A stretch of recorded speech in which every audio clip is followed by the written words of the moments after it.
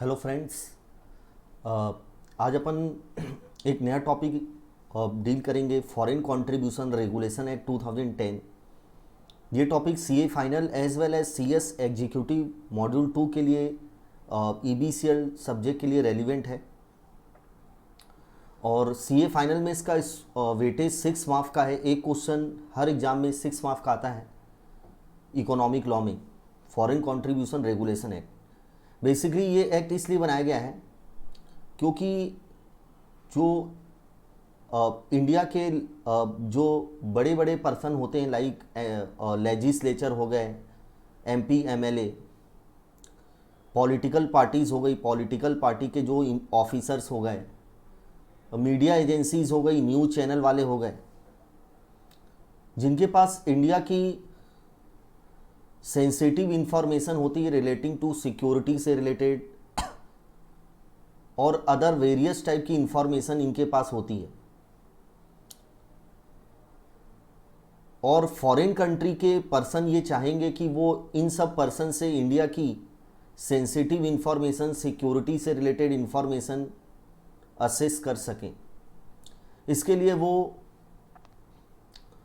India के जो जज हैं, लेजिस्लेचर हैं, पॉलिटिकल पार्टीज़ हैं, इन सभी को फ्री में आर्टिकल प्रोवाइड करेंगे, करेंसी प्रोवाइड करेंगे, फ्री में फॉरेन हॉस्पिटैलिटी प्रोवाइड करेंगे, डोनेशन देंगे, जिससे कि जो इंडियन पर्सन हैं, जज हो गया, एमपी एमएलए हो गए, न्यूज एजेंसीज वाले हो गए, मीडिया चैनल्स वाले हो गए, ये सभी फॉरेन कंट्री के कंट्रोल्स में आ जाएंगे क्योंकि उनको पैसा मिल रहा है वहाँ से। तो हो सकता है वो इंडिया की जो सेंसिटिव इंफॉर्मेशन है, सिक्योरिटी से रिलेटेड इंफॉर्मेशन है, कॉन्फिडेंशियल इंफॉर्मेशन है, वो लीक कर दें, क्योंकि वो अनड्यू इन्फ्लुएंस में, इंडियन पार्टी अनड्यू इन्फ्लुएंस में आ जाएगी। उस चीज़ को रोकने के लिए ये एक्ट प्रोहिबिट करता है कि certain person can not receive the foreign contribution from the foreign sources, certain Indian party can not receive the foreign contribution, or foreign hospitality,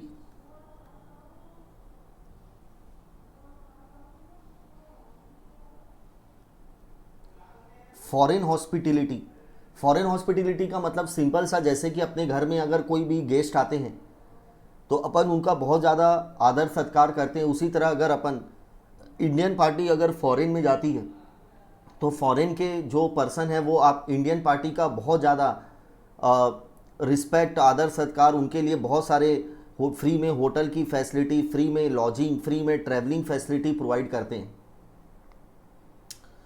तो सर्टेन पर्सन अगर हॉस्पिटैलिटी रिसीव करना चाहते हैं तो उनको भी सेंट्रल गवर्नमेंट से प्रायर परमिशन लेनी पड़ेगी।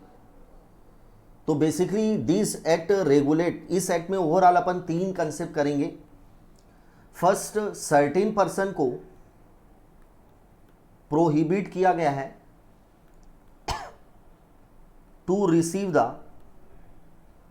Foreign contribution from foreign sources. अपने को ये लिस्ट पर्सन के नाम याद रखने हैं, फॉरेन कॉन्ट्रीब्यूशन की मीनिंग याद रखनी है। Second, certain person require CG prior approval, prior permission to receive the foreign hospitality। मतलब अगर फॉरेन से अगर हॉस्पिटैलिटी रिसीव करनी है, फ्री में ट्रैवलिंग, वहाँ पर फ्री में होटल का खर्चा, ये सब आपको फ्री में मिल रहा है, तो इसके लिए आपको प्रायर परमिशन लेनी पड़ेगी सर्टेन पर्सन को ना। वो पर्सन डिफाइन किए गए हैं इस एक्ट में। और जितने भी इंडिया में एनपीओ होते हैं, नॉन प्रॉफिट ऑर्गेनाइजेशन, जो सोशल एक्टिविटी में इंगेज है, like old age home maintain करते हैं, चाइल्ड केयर मेंटेन करते हैं,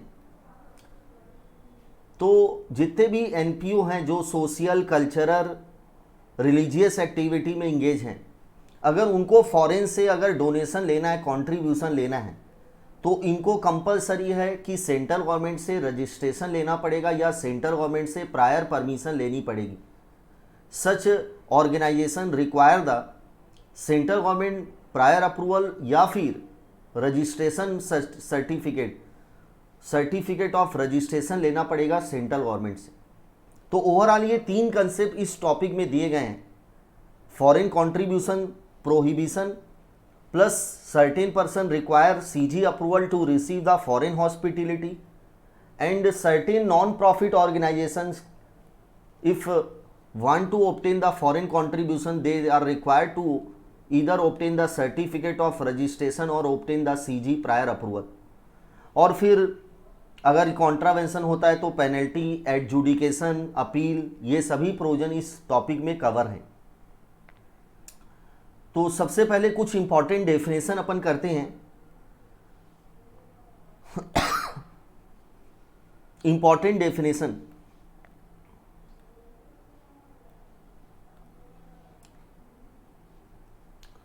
फर्स्ट फॉरेन कंपनी की मीनिंग, जो अपन कंपनी एक्ट में भी करते हैं। फॉरेन कंपनी का मतलब बेसिकली एक कंपनी जो फॉरेन में रजिस्टर्ड है और जिसका इंडिया में प्लेस ऑफ बिजनेस है, जो इंडिया में भी बिजनेस कर रही है, तो उसे फॉरेन कंपनी माना जाता है as per Indian companies act 2013।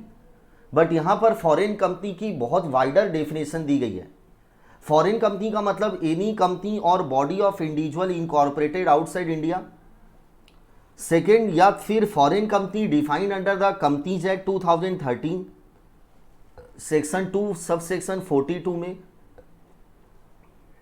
या फिर एक company which is subsidiary of foreign company, एक company which is subsidiary of foreign company, यानी इंडियन कंपनी को भी फॉरेन कंपनी माना जाएगा अगर Indian company is the subsidiary of foreign company, foreign company holding है और इंडियन कंपनी सब्सिडरी है, तो इस एक्ट के पर्पज के लिए उस इंडियन कंपनी को फॉरेन कंपनी माना जाएगा। तो एक company which is subsidiary of foreign company, या फिर a multinational corporation has the subsidiary or branches in 2 or more country or carrying business in 2 or more country, मतलब एमएनसी हो गई, लाइक हिंदुस्तान लीवर हो गई, एमएनसी है, नेस्ले हो गई, कैडबरीज हो गई, ये सभी एमएनसी कंपनियां हैं, ये सभी फॉरेन कंपनी की डेफिनेशन में कवर होगी।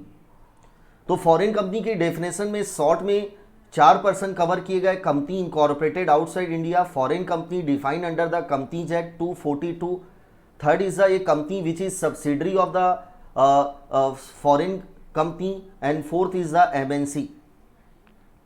Next very most IMP definition is the foreign contribution की मीनिंग। तो फॉरेन कंट्रीब्यूशन बहुत इंपॉर्टेंट है डेफिनेशन। फॉरेन कंट्रीब्यूशन का मतलब डोनेशन, डिलीवरी या ट्रांसफ़र, मतलब अपने को फॉरेन से अगर डोनेशन मिल रहा है या डिलीवरी मिल रही है या ट्रांसफ़र मिल रहा है from any foreign sources, any articles, any currency, whether Indian और फॉरेन करेंसी, और any security like share, debenture, चाहे इंडियन कंपनी के चाहे फॉरेन कंपनी। तो अगर कोई फॉरेन पर्सन अगर मुझे डोनेशन गिफ्ट में दे रहा है या डिलीवरी कर रहा है या ट्रांसफ़र कर रहा है एनी आर्टिकल, करेंसी और सिक्योरिटी, तो उसे फॉरेन कंट्रीब्यूशन माना जाएगा।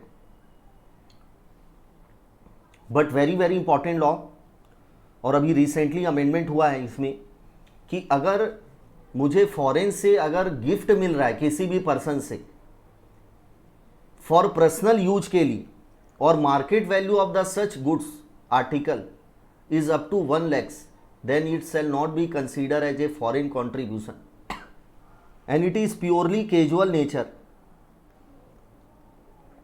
तो अगर मुझे गिफ्ट मिला है और वैल्यू ऑफ आर्टिकल जो गिफ्ट मिला है गुड्स, उसकी वैल्यू अगर अप टू 1 लाख है तो उसे फॉरेन कॉन्ट्रीब्यूशन नहीं माना जाएगा, और वो गिफ्ट मुझे पर्सनल पर्पज के लिए मिला है। उसका डीम्ड फॉरेन कंट्रीब्यूशन भी दिया गया कि इफ, मतलब डीम मतलब अगर एक फॉरेन पर्सन है, उसने मिस्टर एक्स को $5000 भेजे हैं। मिस्टर एक्स एक इंडियन पर्सन है और मिस्टर एक्स ने वो डॉलर मिस्टर वाई को दे दिए। भले ही वाई को ये पैसा किससे मिला, एक्स से, जो डॉलर है 5000, लेकिन ये माना जाएगा कि वाई को फॉरेन सोर्सेज से ये कंट्रीब्यूशन मिला है। तो deemed foreign contribution if receive by any person and person deliver had been receive from foreign sources. Receive Y ने रिसीव किया है, किससे रिसीव किया? एक्स से, और एक्स ने कहाँ से रिसीव किया? फॉरेन सोर्सेस से। तो जो वाई को मिला है उसे फॉरेन कॉन्ट्रीब्यूशन माना जाएगा। और include any interest income on foreign contribution deposited in the bank account or any other income derive from the, मतलब अगर फॉरेन कॉन्ट्रीब्यूशन मिला और उसको मैंने इंडियन बैंक में डिपॉजिट कर दिया और उससे इंटरेस्ट इनकम हो रही है या अदर इनकम हो रही है उससे, उस फॉरेन कॉन्ट्रीब्यूशन से, तो जो इनकम हो रही है उसे भी deem to be foreign contribution माना जाएगा। तो फॉरेन कॉन्ट्रीब्यूशन की सिंपल सी meaning, donation, delivery and transfer from any foreign sources, article, currency और सिक्योरिटी। बट आर्टिकल अगर पर्सनल पर्पज के लिए गिफ्ट के रूप में मिल रहा है और value of article is not exceed 1 lakh, it does not amount to foreign contribution. Deem foreign contribution, अगर किसी पर्सन को फॉरेन कॉन्ट्रीब्यूशन मिलता है and person delivering the foreign contribution receive from the foreign sources, तो उसे डीम फॉरेन कॉन्ट्रीब्यूशन माना जाएगा। और any income derive from the foreign contribution shall also be included in the within the meaning of the foreign contribution. Third definition, foreign hospitality, मतलब आदर सत्कार करना। आप फॉरेन में गए, आपका बहुत ज़्यादा रिस्पेक्ट किया गया, आपको फ्री में होटल की फैसिलिटी, फ्री में घूमने के लिए दिया गया, फॉरेन में हर टाइप की आपको फ्री में फैसिलिटी दी गई, that's a called foreign hospitality. Means any offer, offer है ना ये word, offer made in cash और काइंड, कैश में देना या काइंड में, बाय ए फॉरेन सोर्सेस, किसके द्वारा ऑफर दिया गया? फॉरेन सोर्सेस, मतलब फॉरेन पर्सन के द्वारा, to provide a person cost of travel to foreign country, free boarding, free transporting within the foreign country, free medical treatment. तो हर facility आपको दी जा रही है, free transporting, free boarding, lodging, hotel में रहने खाने के लिए, मेडिकल ट्रीटमेंट फ्री में फॉरेन में दिया जा रहा है। That's all are the cover within the meaning of the foreign hospitality. Next definition, foreign sources, क्योंकि फॉरेन कॉन्ट्रीब्यूशन किससे मिल रहा है? फॉरेन सोर्सेज, तो इसलिए ये मीनिंग भी अपने को याद रखना जरूरी है। फॉरेन सोर्सेज में कौन कौन कवर होगा? बेसिकली इसमें सभी कवर हैं, जो एक्सक्लूजन है वो याद रखना है अपने को। बेसिकली इसमें फॉरेन के सभी पर्सन कवर है, like government of foreign country or any agency of government of foreign, international agencies, लेकिन but does not include united nation, like Asian development bank हो गई, वर्ल्ड बैंक हो गई, इंटरनेशनल मॉनेटरी फंड हो गया IMF, international labour organisation हो गया, world Health Organization हो गया। ये सब 100 से अधिक एजेंसी जो सेंटर गवर्नमेंट नोटिफाई किया है।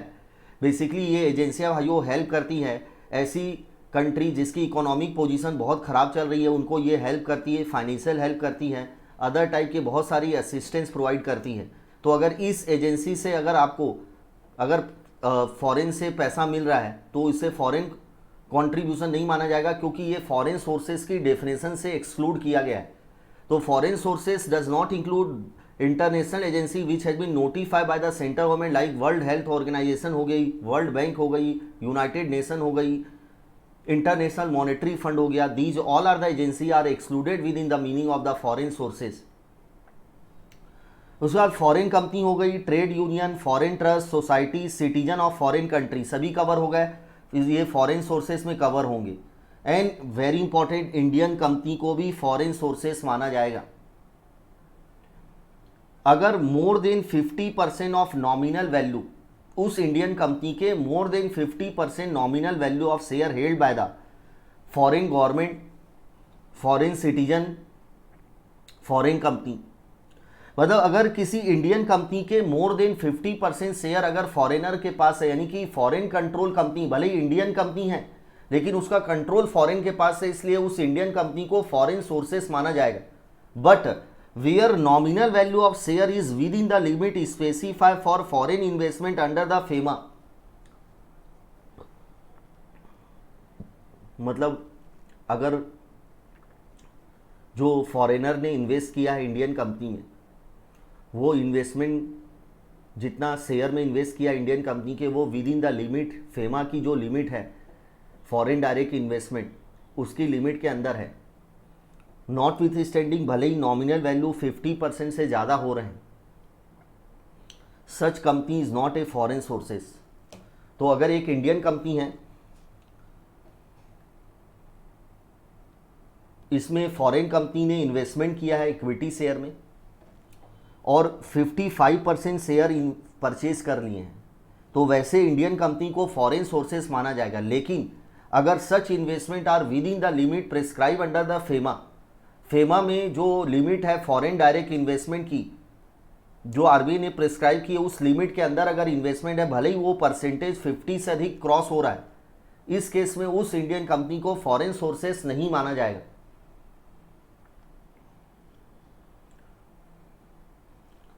तो दैट्स ए फोर्थ डेफिनेशन। तो ये 4 इंपॉर्टेंट डेफिनेशन आपको याद रखनी है फॉरेन कंपनी की: foreign contribution, foreign hospitality and foreign sources. Next आइए main section, section 3, person are prohibited from accepting the foreign contribution. कुछ पर्सन को प्रोहिबिट किया गया है कि वो पर्सन फॉरेन सोर्सेज से foreign contribution, that means article, currency और सिक्योरिटी रिसीव नहीं कर सकते। इन पर्सन के नाम आपको याद रखने हैं। The first is the candidate for election. Candidate for election मतलब जो भी इलेक्शन का कैंडिडेट है वो रिसीव नहीं कर सकता। Second is the correspondent, columnist, cartoonist, editor, owner, printer, publisher of registered newspaper. Correspondent का मतलब जो न्यूज़ लिखता है, कॉलमनिस्ट का मतलब जो कॉलम में न्यूज़ प्रिपेयर करता है, कार्टूनिस्ट मतलब जो न्यूज़पेपर में कार्टून, एडिटर का मतलब एडिटिंग करना न्यूज़ को, owner, printer, publisher of registered newspaper, जो रजिस्टर्ड लाइक दैनिक भास्कर हो गया, टाइम्स ऑफ इंडिया हो गया। थर्ड इज द जज, government employ of corporation including government company. तो इंडियन जज हो गए, गवर्नमेंट एम्प्लॉय हो गए, government servant and employ of corporation including employ of government company. Next, member of legislature like MP, MLA, political party और their officer and organisation in the nature of political nature. मतलब वो political party तो नहीं है लेकिन वो organisation support provide करती है किसी पॉलिटिकल पार्टी को, तो उस ऑर्गेनाइजेशन को पॉलिटिकल नेचर माना जाएगा। और next last is the company और एसोसिएशन इंगेज इन प्रोडक्शन और ब्रॉडकास्टिंग ऑफ ऑडियो न्यूज और ऑडियो वीडियो न्यूज। मतलब एफएम रेडियो वाले, एफएम न्यूज़ वाले, टीवी न्यूज़ चैनल वाले, including there correspondent, columnist, cartoonist, editor etcetera. तो जो कंपनी इंगेज है ब्रॉडकास्टिंग करने में न्यूज़, ऑडियो न्यूज़ या ऑडियो वीडियो न्यूज़ को, इंक्लूडिंग करेंट अफेयर प्रोग्राम को जो ऑर्गेनाइज करती है, एंड प्लस उनके जितने भी कॉरस्पॉन्डेंट होंगे, कार्टूनिस्ट होंगे, एडिटर होंगे, ये सभी लोग फॉरेन से कंट्रीब्यूशन रिसीव नहीं कर सकते। तो कौन कौन रिसीव नहीं कर सकता, प्लीज एक बार याद करिएगा। Following person are prohibited to receive the foreign contribution. The first is the cartoonist, columnist, editor of registered newspaper.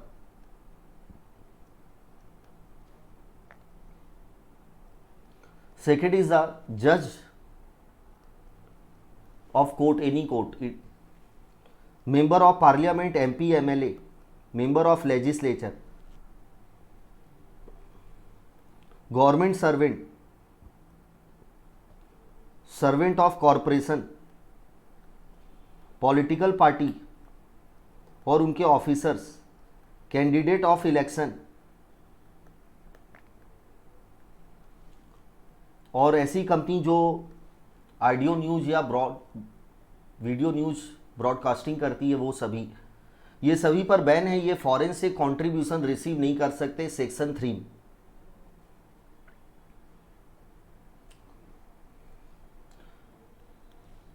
फिर नोट दिया गया है इनडायरेक्ट कंट्रीब्यूशन। मतलब सपोज फॉरेन की एक पार्टी है, वो मिस्टर एक्स एक नॉर्मल पर्सन है ना, एक नॉर्मल, उसको $50,000 भेज रही है और एक्स वो पैसा ना किसी पॉलिटिकल पार्टी को दे रहा है, बीजेपी को, तो इस केस में एक्स रिसीव नहीं कर सकता इनडायरेक्ट फॉरेन कंट्रीब्यूशन।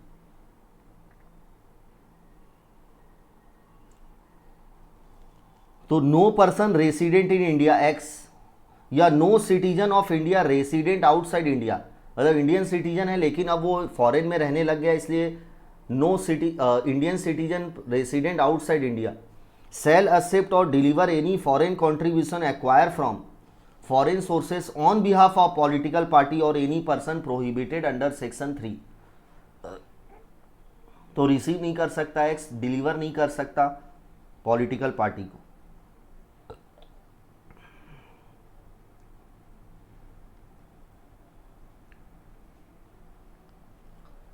अब सेक्शन 4 में कुछ एग्जाम्पशन दी गई है, जो सेक्शन 3 में जो पार्टी कवर थी वो कुछ केसेस में फॉरेन से कंट्रीब्यूशन रिसीव कर सकते हैं, करेंसी, सिक्योरिटी, आर्टिकल रिसीव कर सकते हैं।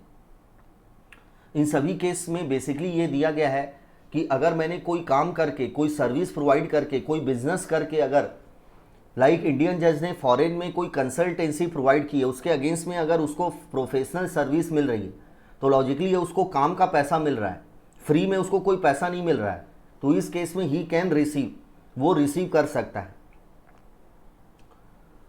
गवर्नमेंट सर्वेंट ने कोई सर्विस प्रोवाइड की, उसको रिमरेशन मिल रहा है फॉरेन कंपनी से, ही कैन रिसीव। तो फर्स्ट सैलरी एंड वेजेस का पैसा ले सकता है फॉरेन से। Business ट्रांजेक्ट in India by such foreign sources, मतलब कोई फॉरेन पार्टी आई थी इंडिया में बिजनेस की, उसका पैसा बिजनेस के अगेंस्ट से पैसा रिसीव कर सकता है। इंटरनेशनल ट्रेड और कॉमर्स, इंपोर्ट एक्सपोर्ट हुआ है तो पैसा रिसीव कर सकते हैं foreign contribution. Foreign contribution receive as a agent of foreign sources, मतलब मैं ना एजेंट हूं, मैं सपोज जज हूं और मैं फॉरेन सोर्सेज का एजेंट हूं और मुझे पैसा दिया फॉरेन की पार्टी ने मुझे पैसा दिया है, मैं जज हूं, मैं वैसे रिसीव नहीं कर सकता लेकिन कर रहा हूं as a agent of foreign if transaction made by foreign sources with central और स्टेट गवर्नमेंट, क्योंकि फॉरेन सोर्सेज का मतलब फॉरेन कंपनी का ट्रांजेक्शन हुआ है सेंट्रल या स्टेट गवर्नमेंट के साथ, तो पैसा देना था उसको सेंट्रल या स्टेट गवर्नमेंट को, तो उसने मुझे पैसा दे दिया with a direction to deliver the such money to the central और स्टेट गवर्नमेंट, देन मैं फॉरेन कंट्रीब्यूशन रिसीव कर सकता हूं। Foreign contribution receive by way of gift और presentation made as a member of Indian delegation, मतलब foreign में कोई programme हो रहा था जिसमें इंडियन जज को इनवाइट किया गया था, तो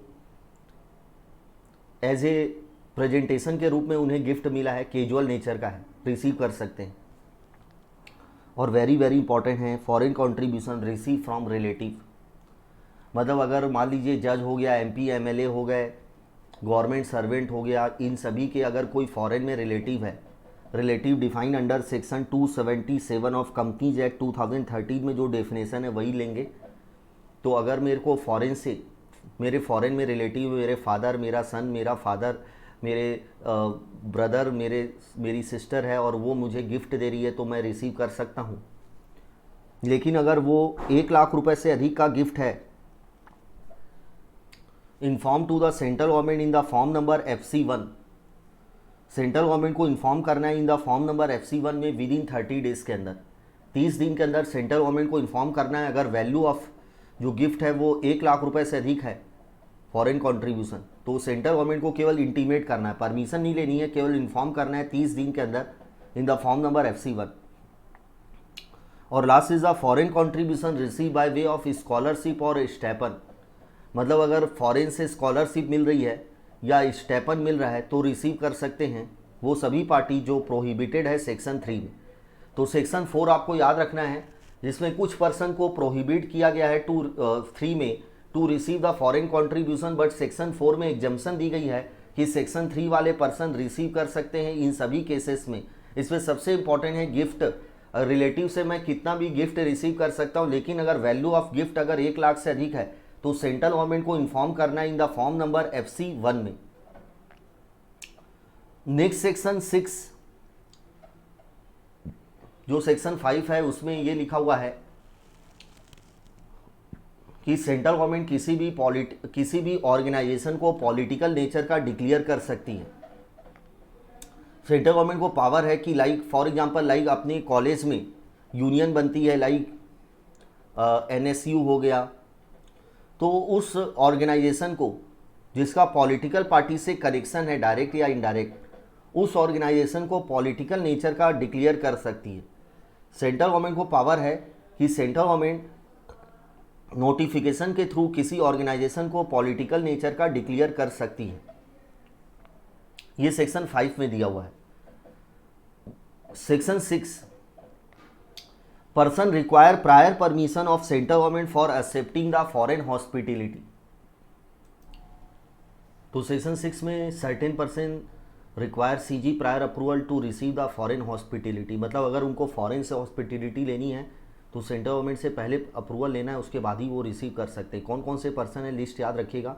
member of legislature that means MP और MLA, officer of political party, जज, employ of corporation including government company, government servant. इसके लिए अप्लीकेशन देना पड़ेगा फॉर्म नंबर FC2 में। उस एप्लीकेशन के साथ invitation letter from host country, जो आपको इनवाइट करने के लिए लेटर आया होगा फॉरेन में बुलाने के लिए, उसका letter. Administrative clearance of the ministry और department in case visit sponsor by the ministry of department of government, like अगर हेल्थ मिनिस्ट्री ने या डिफेंस मिनिस्ट्री ने अगर फॉरेन में अगर आपके लिए कोई विजिट स्पॉन्सर की है तो उनका एडमिनिस्ट्रेटिव क्लियरेंस, उनका एक लेटर लगेगा। और थर्ड, एप्लीकेशन मस्ट रीच, मतलब आपको एप्लीकेशन कब तक देना है, at least 2 week before the propose date of journey, मतलब जिस दिन आप जाने वाले हैं उसके कम से कम 2 वीक पहले आपको FC2 फॉर्म सबमिट करना है सेंट्रल गवर्नमेंट के पास। बट अगर कोई पर्सन फॉरेन गया है अपने पर्सनल विजिट में, अपने पर्सनल वर्क के लिए, और सडनली वहाँ पर उसको सीरियस इलनेस हो जाती है, वो सिक हो जाता है, बीमार हो जाता है, serious illness, require immediate medical treatment, और फॉरेन की पार्टी उसे फ्री में मेडिकल ट्रीटमेंट, क्योंकि वो बहुत बड़ा पर्सन है, लाइक पॉलिटिकल पार्टी का ऑफिसर है, वो उसको फ्री में मेडिकल ट्रीटमेंट प्रोवाइड करती है, तो लॉजिकली है वो रिसीव कर सकता है, क्योंकि यहाँ पर उसकी जान की बात है, तो वो बिना परमिशन के रिसीव कर सकता है। लेकिन इस केस में अगर वैल्यू ऑफ हॉस्पिटलिटी अगर 1 लाख रुपए से अधिक की है तो उसको सेंट्रल गवर्नमेंट को इंटीमेट करना पड़ेगा विद इन 1 मंथ के अंदर from the date of receipt of hospitality. तो if a person suddenly fall sickness during the visit outside India and he require emergency medical help, in such case वो receive कर सकता है बिना CG के prior permission के, but such person is required to intimate to central government within 1 month from the date of receipt of hospitality, but no such intimation require if the value of hospitality is up to 1 lakh. अगर केवल 1 लाख रुपए तक की है तो no such permission, no such intimation is required. Next section, section 7। देखिए मैंने आपको बताया था कि कुछ ऑर्गेनाइजेशन जो सोशल एक्टिविटी में इंगेज है, रिलीजियस एक्टिविटी में इंगेज है, कल्चरल एक्टिविटी में इंगेज है, अगर उनको फॉरेन से अगर पैसा लेना है कंट्रीब्यूशन, तो उनको कंपलसरी है या तो सेंट्रल गवर्नमेंट से रजिस्ट्रेशन लेना पड़ेगा या सेंट्रल गवर्नमेंट से प्रायर अप्रूवल लेनी पड़ेगी, कंपलसरी है उनको। तो फॉर एग्जांपल एक इंडियन एंटिटी है जो ओल्ड एज होम मेंटेन करती है, ओल्ड एज होम, जो जिसके कोई भी सन नहीं है, कोई भी उसके पेरेंट्स नहीं है और वो ओल्ड एज का हो गया है, तो उनके लिए अनाथ आश्रम मेंटेन करती है और उसने सेंट्रल गवर्नमेंट से रजिस्ट्रेशन ले लिया है। तो a person who has been granted certificate of registration under section 12 और obtain prior permission under section 12 with the central government से अप्रूवल ले ली गई है, receive the foreign contribution, like उसे $5 करोड़ पैसा मिला है फॉरेन से इंडिया में सोशल एक्टिविटी करने के लिए।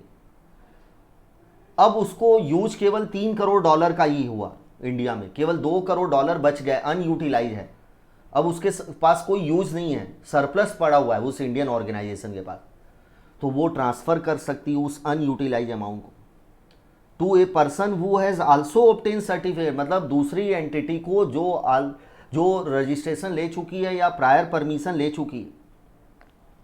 प्रोवाइडेड ट्रांसफरी मतलब जिसको हम ट्रांसफ़र कर रहे हैं, has not proceeded under the any provision, मतलब उसके अगेंस्ट में कोई भी प्रोसीडिंग नहीं होनी चाहिए under the provision of this act, मतलब FCRA एक्ट में कोई भी प्रोसिक्यूशन उसके अगेंस्ट में नहीं होना चाहिए। And both transferor and transferee are responsible for ensuring proper, जो 2 करोड़ हम ट्रांसफ़र कर रहे हैं उसके प्रॉपर यूटिलाइजेशन के लिए दोनों रिस्पॉन्सिबल रहेंगे कि उसका सही यूज हो, गलत यूज ना हो। And transfer of foreign contribution shall be reflected in the return in the form number FC2 to be submitted by the both transfer and transferee, मतलब सेंट्रल गवर्नमेंट को एक फॉर्म फाइल होगा annual return FC4 में, जिसमें transferor भी बताएगा कि मैंने इतना ट्रांसफ़र किया है और ट्रांसफरी बताएगा कि मुझे इतना रिसीव हुआ है, एक रिटर्न फाइल करना है। तो ये 3 कंडीशन याद रखिएगा। पहली कंडीशन, ट्रांसफरी के अगेंस्ट में कोई भी प्रोसीडिंग नहीं होनी चाहिए under this act. Both transferor and transferee shall be responsible for proper utilisation of such foreign contribution transfer, and दोनों को, ट्रांसफरर एंड ट्रांसफरी को रिटर्न फाइल करना है एनुअल रिटर्न FC4 में, जिसमें रिफ्लेक्ट किया जाएगा जितना अमाउंट ट्रांसफ़र हुआ है और जितना अमाउंट रिसीव हुआ है। सेकेंड केस है, मुझे 5 करोड़ रुपए मिले, मैं रजिस्टर्ड ऑर्गेनाइजेशन हूँ, मुझे 5 करोड़ मिले फॉरेन से। अब मुझे 2 करोड़ अनयूज है मेरे को, अब मुझे ट्रांसफ़र करना है, लेकिन जो ट्रांसफरी है वो रजिस्टर्ड नहीं है, अनरजिस्टर्ड ऑर्गेनाइजेशन है और not obtain CG prior approval, transferee ने CG से प्रायर अप्रूवल नहीं लिया है, तो हम ट्रांसफ़र कर सकते हैं अनरजिस्टर्ड पर्सन को, अनरजिस्टर्ड ऑर्गेनाइजेशन को। Provided following condition is satisfy, prior approval लेनी पड़ेगी ट्रांसफ़र करने से पहले, पूरी ट्रांसफरर को प्रायर परमिशन लेनी पड़ेगी कि भाई मैं 2 करोड़ ट्रांसफ़र करना चाहता हूँ। An amount of foreign contribution to be transfer does not exceed 10% of foreign contribution receive during the financial year, maximum कितना ट्रांसफ़र कर सकते हैं, जितना फॉरेन कॉन्ट्रीब्यूशन रिसीव हुआ उसका 10%, उससे अधिक नहीं कर सकते। तो 5 करोड़ मिला है, उसका 10% मतलब 50 लाख।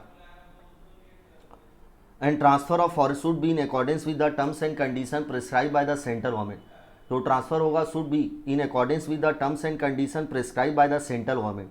तो 3 कंडीशन यहाँ पर भी है, प्रायर अप्रूवल लेना है ट्रांसफ़र करने से पहले, मैक्सिमम कितना ट्रांसफ़र कर सकते हैं 10% of foreign contribution receive during the financial year, और transfer should be made in accordance with the terms and condition prescribe by the central government.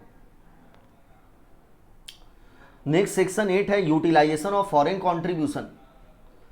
जो फॉरेन कॉन्ट्रीब्यूशन आपको रिसीव हुआ है ऑर्गेनाइजेशन को, लाइक ओल्ड एज होम को, child care centre को, वो उसका यूज कहाँ करेंगे, उसी पर्पज के लिए यूज करेंगे जिस पर्पज के लिए रिसीव किया गया है।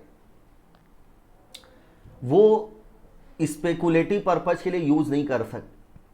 स्पेकुलेटिव लाइक शेयर मार्केट में इन्वेस्ट करना, म्यूचुअल फंड में इन्वेस्ट करना रिस्की है, आपका पैसा लॉस होने का चांसेस रहेगा, इसलिए आप वहां पर इन्वेस्ट नहीं कर सकते। या आप ऐसे एरिया में इन्वेस्ट नहीं कर सकते लाइक चीट फंड हो गया which promise the higher rate of return.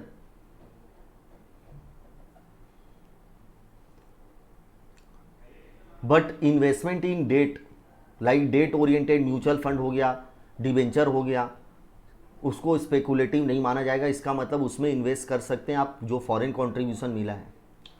और फॉरेन कॉन्ट्रीब्यूशन जो रिसीव हुआ है ना, उसको आप एडमिनिस्ट्रेटिव पर्पज के लिए यूज कर सकते हैं, लाइक ऑफिस की सैलरी, ऑफिस का रेंट, बट मैक्सिमम यूज कर सकते हैं 50% of foreign contribution receive during a financial year. यानी कि अगर मुझे 1 करोड़ का कॉन्ट्रीब्यूशन मिला है इस साल, उसमें से मैं 50 लाख यूज कर सकता हूँ एडमिनिस्ट्रेटिव पर्पज के लिए। उससे अधिक करना है तो सिर्फ CG से प्रायर अप्रूवल लेनी पड़ेगी। That's a concept of section 8 utilisation of foreign contribution. Person granted registration और obtain permission of central government under section 12 shall utilize the contribution for the purpose for which contribution has been received।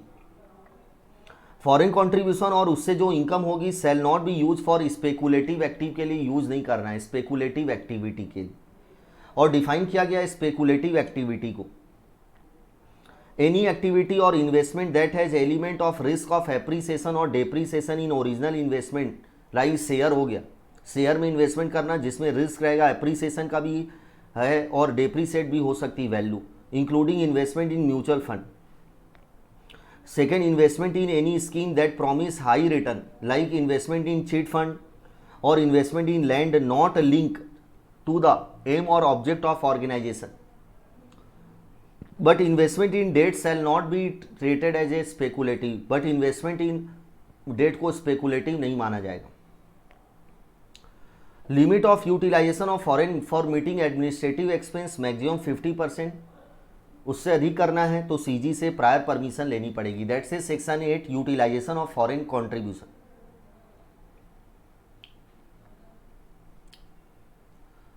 Next section 9। Section 9 में central government को power दिया गया है to prohibit, मतलब वो किसी भी नॉर्मल, मेरे को देखिए सेक्शन ये एक्ट में अभी तक जो पढ़े अपन उसमें ये था कि सेक्शन 3 वाले प्रोहिबिटेड जो लिस्ट दी गई है केवल वही पर्सन फॉरेन कंट्रीब्यूशन रिसीव नहीं कर सकते। सेक्शन 6 में 5-6 बंदे दिए गए, वो पर्सन अगर हॉस्पिटलिटी रिसीव करना चाहते हैं तो सीजी से अप्रूवल लेनी पड़ेगी। इसका मतलब एक जर्नल पर्सन, एक नॉर्मल पर्सन फॉरेन से कंट्रीब्यूशन ले सकता है।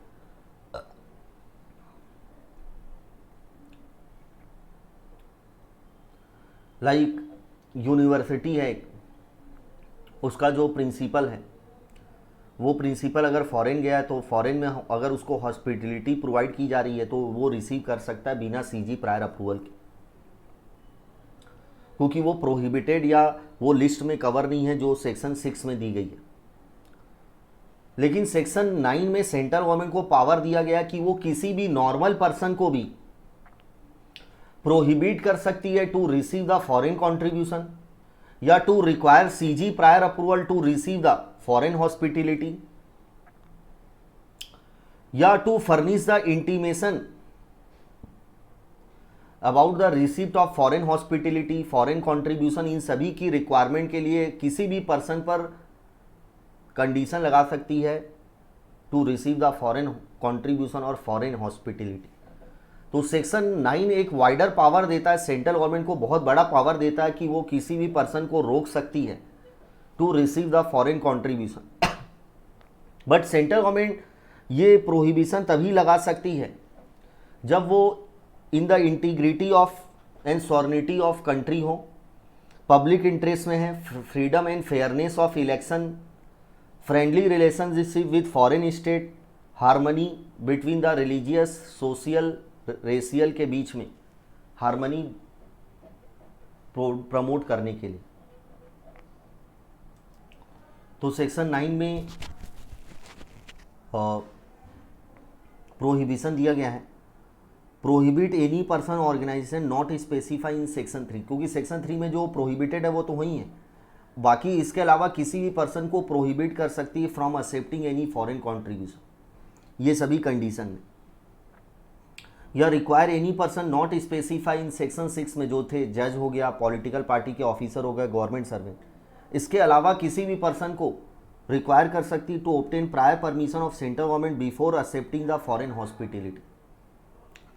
Third, require any person not specify in section 11 में जो ऑर्गेनाइजेशन जो सोशल इकोनॉमिकल एक्टिविटी में इंगेज है उसको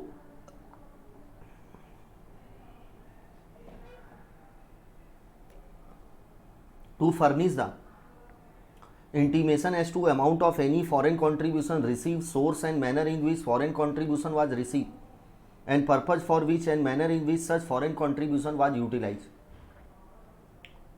तो ऐसे पर्सन जो सेक्शन 11 में कवर है उसको छोड़ के किसी भी पर्सन को रिक्वायर कर सकती है कि आप डिटेल बताओ आपको कितना फॉरेन से कंट्रीब्यूशन मिला, कहाँ पर कैसे मिला, सोर्स, ये सभी detail. require any person other than person covered in section 11 to obtain prior permission before accepting any foreign contribution, require any person not specified in section 6 foreign hospitality to furnish intimation as to receipt of any foreign hospitality, source from which and manner in which foreign hospitality was received। तो ये एक general section है जिसमें किसी भी person को require कर सकती है, अदर दिन जो पर्सन ऑलरेडी जो वो तो सेक्शन एक्ट में कवर है उनको छोड़ के बाकी किसी भी पर्सन को रिक्वायर कर सकती है कि भैया आपको फॉरेन कंट्रीब्यूशन लेना है तो पहले प्रायर परमिशन या इंटीमेशन देना पड़ेगा या आप रिसीव नहीं कर सकते। ये सभी टाइप की रेस्ट्रिक्शन लगा सकती है central government through notification. But ये तभी लगा सकती है जब ये 5 में से कोई भी कंडीशन सेटिस्फाई होगी। Next section 10। अब देखिए, किसी जज ने या किसी मीडिया चैनल के जो कार्टूनिस्ट है, एडिटर है, उसने ना फॉरेन कंट्रीब्यूशन रिसीव कर लिया। सेंट्रल गवर्नमेंट को पता चल गया कि इसने फॉरेन सोर्सेज से 50,000 डॉलर रिसीव किए हैं, जो कॉन्ट्रावेंशन से है, जो कि रिसीव नहीं कर सकता, फिर भी उसने कॉन्ट्रावेंशन से रिसीव किया है। तो सेंट्रल गवर्नमेंट इंक्वायरी करेगी उसके यहाँ, और इंक्वायरी करने के बाद अगर सेटिस्फाई हो जाती है कि कॉन्ट्रावेंशन से रिसीव हुआ है, तो उसको ऑर्डर पास करेगी, उसको रेस्ट्रिक्ट करेगी to use, to pay, to deliver, to transfer such foreign contribution. जो भी आपको फॉरेन करेंसी मिली है, जो भी आपको आर्टिकल मिला, आप उसको ट्रांसफ़र नहीं करोगे, उसको पे नहीं करोगे, उसको यूज़ नहीं करोगे, या कर सकते हो सब्जेक्ट टू सच कंडीशन या limitation as impose by the central government. और अगर आपने सेंट्रल गवर्नमेंट के इस प्रोहिबिटरी ऑर्डर का नॉन कंप्लायंस किया, तो आप पर सेक्शन 34 में पनिशमेंट अट्रैक हो सकती है। देखिए, if any person who has in custody any article, currency, security which have accepted in contravention of this act and central government is satisfied after inquiry करने के बाद pass written order prohibiting such person to pay, deliver, transfer of such article, currency or security or allow to pay, delivery and transfer with such terms and condition as specified by central government. Order copy shall be served by delivery to a person or his authorized agent by post, speed post or affix in outer door with witness by at least 2 person। अगर घर में कोई receive नहीं कर रहा है order को, तो उसके आउटर डोर में अफिक्स कर दिया जाएगा विथ एटलीस्ट 2 विटनेस प्रूफ रहेंगे कि आउटर डोर में अफिक्स किया गया है ऑर्डर को। और अगर सेंट्रल गवर्नमेंट के ऑर्डर का नॉन कंप्लायंस हुआ तो 3 साल की जेल हो सकती है और फाइन और बोथ एंड एडिशनल फाइन लग सकता है equivalent value of market value of article, currency और सिक्योरिटी। तो अगर सेंट्रल गवर्नमेंट के प्रोहिबिटरी ऑर्डर का अगर कॉन्ट्रावेंशन हुआ तो इस केस में 3 साल तक की जेल हो सकती है और फाइन और बोथ एंड एडिशनल फाइन लग सकता है equivalent to the market value of the article, currency और security. That's a section 10। And section 11-12 में है रजिस्ट्रेशन की रिक्वायरमेंट और प्रायर, मतलब जो organisation like NPO, non profit organisation है, जो social activity, cultural activity, religious activity में इंगेज है, अगर उसको फॉरेन से कंट्रीब्यूशन लेना है तो उसे कंपलसरी है या तो रजिस्ट्रेशन लेना है या प्रायर परमिशन लेनी है सेंट्रल गवर्नमेंट से to before receiving the foreign contribution. That's a concept of section 11 and 12। तो सेक्शन 11 से लेकर अब आगे के जो सेक्शन है ना 16 तक, 11 से 16 तक रजिस्ट्रेशन के रिस्पेक्ट में लॉ दिया गया। रजिस्ट्रेशन ऑफ द रजिस्ट्रेशन और उसके बाद cancellation, surrender of registration.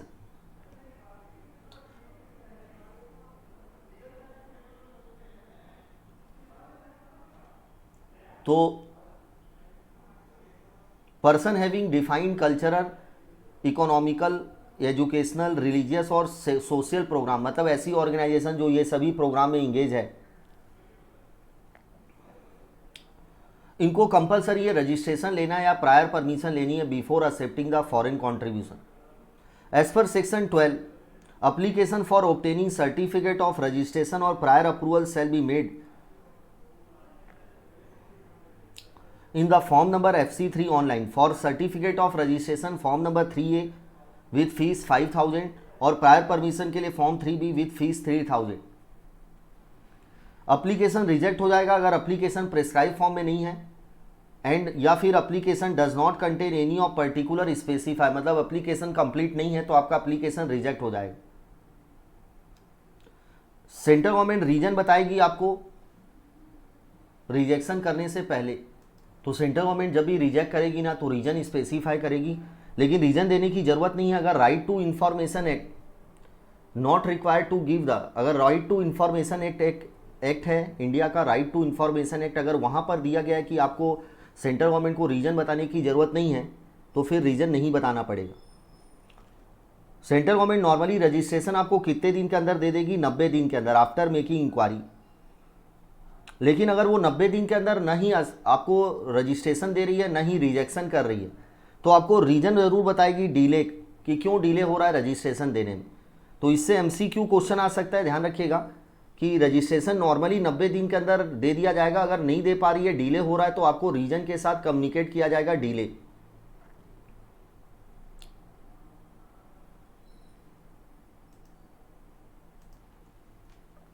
Before granting certificate और रजिस्ट्रेशन और prior permission following condition, central government ये सब कंडीशन चेक करेगी। अप्लीकेंट जो अप्लीकेशन दे रहा है वो बेनामी नाम से तो नहीं है, फिक्टिशियस नाम से तो नहीं है, बेनामी नाम से तो नहीं है। Applicant has not been prosecutor और convicted for engage in activity aim at conversion through inducement conversion, मतलब उसके अगेंस्ट में प्रोसिक्यूशन हो चुका है, उसने अभी अभी क्या किया था कि कुछ हिंदू को फोर्स किया था कि आप मुसलमान बन जाओ, या कुछ मुसलमान कम्युनिटी को फोर्स किया कि आप हिंदू में कन्वर्ट हो जाओ।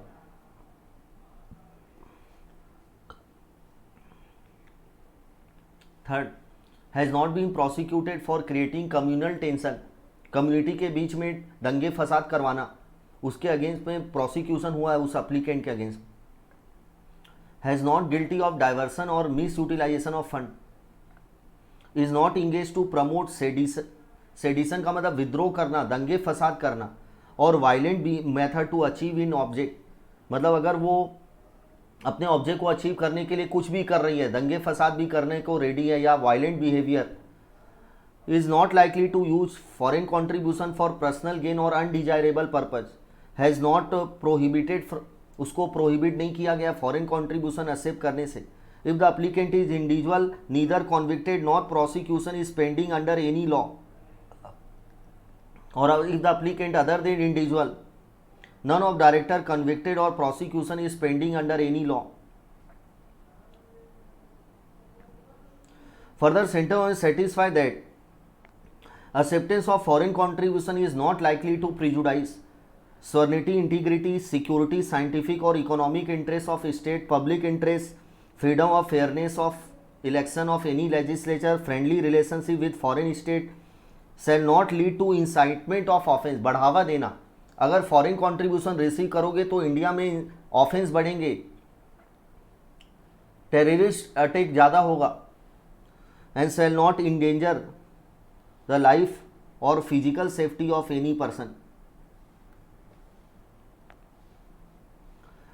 Registration shall be valid for 5 year के लिए वैलिड रहेगा, एक बार आप रजिस्ट्रेशन लेंगे तो 5 साल के लिए वैलिड रहेगा, और prior permission shall be valid for specific purpose और specific amount of foreign contribution to be receive, और प्रायर परमिशन स्पेसिफिक पर्पज या स्पेसिफिक अमाउंट जितने के लिए हमने परमिशन लिया है उतने अमाउंट तक के लिए वैलिड रहेगी। That's a section 12। सेक्शन 13 और 14 एक दूसरे से कनेक्टेड है। सेक्शन 14 में कैंसलेशन के ग्राउंड दिए गए कि सर्टिफिकेट को कैंसिल किया जा सकता है सेंट्रल गवर्नमेंट के द्वारा, और कैंसिल करने के लिए इंक्वायरी चलेगी, और इंक्वायरी में टाइम लगेगा, और सेंट्रल गवर्नमेंट को लगता है इस बीच में कहीं फॉरेन कंट्रीब्यूशन ले लिया और गलत यूज कर लिया तो हमारी इंक्वायरी वेस्ट हो जाएगी, इसलिए सेंट्रल गवर्नमेंट को पावर दिया गया, pending the inquiry central government suspend कर सकती है रजिस्ट्रेशन, और सस्पेंशन के दौरान आप कोई भी नया फॉरेन कंट्रीब्यूशन रिसीव नहीं कर सकते, और जितना रिसीव कर चुके हो उसको यूज भी नहीं कर सकते, लेकिन यूज करना है तो सीजी से परमिशन लेनी पड़ेगी। तो जब तक पेंडिंग चल रहा है आपका कैंसलेशन की इंक्वायरी पेंडिंग चल रही है, तब तक सेंट्रल गवर्नमेंट को पावर है कि इस पीरियड के दौरान वो आपके रजिस्ट्रेशन को सस्पेंड कर सकती। तो if inquiry is pending in respect of cancellation of registration and central government is opinion it is necessary after recording reason in writing, तो सस्पेंड कर सकती है रजिस्ट्रेशन। और सस्पेंशन ऑर्डर कितने दिन का रहेगा? मैक्सिमम फॉर 180 डेज, इससे अधिक का सस्पेंशन नहीं कर सकते। इफेक्ट क्या होगा? Not receive any fresh contribution except with the permission of, नया फॉरेन कॉन्ट्रीब्यूशन नहीं ले पाओगे, and shall not utilise foreign contribution, और जितना मिल चुका उसको यूज भी नहीं कर पाओगे except prior approval of central government. और सेंट्रल गवर्नमेंट मैक्सिमम कितना परमिट कर सकती है? 25% ऑफ अनयूटिलाइज अमाउंट, जितना अनयूटिलाइज अमाउंट है उसका 25% तक सेंट्रल गवर्नमेंट परमिट कर सकती है यूज करने के लिए। अब सेक्शन 14 में कैंसलेशन ऑफ रजिस्ट्रेशन के ग्राउंड दिए गए हैं कि central government after inquiry opportunity देने के बाद इन सभी ग्राउंड के बेसिस पर आपके रजिस्ट्रेशन को कैंसिल कर सकती है। 5 ग्राउंड दिए गए हैं। पहला ग्राउंड की उसने रजिस्ट्रेशन लेते समय गलत स्टेटमेंट, गलत इंफॉर्मेशन लेकर हमसे रजिस्ट्रेशन ले लिया। अभी अब पता चला सेंट्रल गवर्नमेंट को कि गलत इंफॉर्मेशन, फॉल्स स्टेटमेंट देकर रजिस्ट्रेशन लिया गया, या violated any terms and condition of registration, या पब्लिक इंटरेस्ट में जरूरी है कैंसिल करना, या वायलेटेड एनी एक्ट रूल्स, इस एक्ट के रूल्स का कॉन्ट्रावेंशन किया गया, या फिर हैज़ नॉट इंगेज इन जिस एक्टिविटी में, लाइक वो चाइल्ड केयर के लिए इस्टेब्लिश हुई थी चाइल्ड केयर सेंटर, और वो उस एक्टिविटी में इंगेज नहीं है, 2 साल हो गए हैं, या बिकम डिफंक्ट मतलब डॉर्मेंट हो गई है, उसमें कुछ नहीं बचा है, तो 5 ग्राउंड के बेसिस पर रजिस्ट्रेशन कैंसिल हो सकता है। पहला, रजिस्ट्रेशन लेते समय गलत इंफॉर्मेशन लेकर रजिस्ट्रेशन ले लिया गया, या रजिस्ट्रेशन की टर्म्स एंड कंडीशन जो सेंटर गवर्नमेंट ने इम्पोज की थी वो कंप्लाई नहीं की जा रही है, या पब्लिक इंटरेस्ट या फिर वायलेटेड, अगर उस पर्सन ने वायलेट किया है इस एक्ट के प्रोविजन का या रूल्स का, रेगुलेशन का, या फिर वो 2 साल हो गए उस एक्टिविटी में इंगेज नहीं है जिस एक्टिविटी को में उसने चूज किया है। Effect of cancellation, shall not eligible for registration और प्रायर परमिशन फॉर 3 ईयर, बहुत इंपॉर्टेंट है। एक बार रजिस्ट्रेशन कैंसिल हो गया तो आप 3 साल तक फिर से नया रजिस्ट्रेशन नहीं ले सकते, प्रायर अप्रूवल नहीं ले सकते, और जो अमाउंट अनयूटिलाइज बचा हुआ है आपका फॉरेन कंट्रीब्यूशन बैंक में पड़ा हुआ है अनयूटिलाइज, वो बैंक के पास रहेगा till further order made by the centre government. जब तक सेंटर गवर्नमेंट फर्दर डायरेक्शन नहीं देगी वो पैसा बैंक में ही रहेगा अनयूटिलाइज अमाउंट।